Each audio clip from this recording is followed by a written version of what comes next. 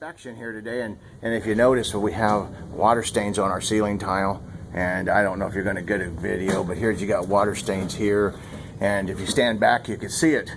And what we have here, I don't know if I'm going to get a good picture of it or not, but way back up in there you see we have our heat duct, and what that is, this is not a water leak but a condensation leak.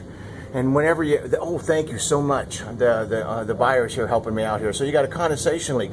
And what happens is that when that filter gets dirty in your furnace during the summertime, because it's getting rid of all the moisture, humidity, then if the dirty filter, then it doesn't get rid of the moisture, and then it comes back and then it drips. So what it's done is it's run right down through this channel, one of these J channels or one of these ceiling tile channels, and it's got that wet. So if you start noticing this kind of stuff, just make sure that your filters are clean.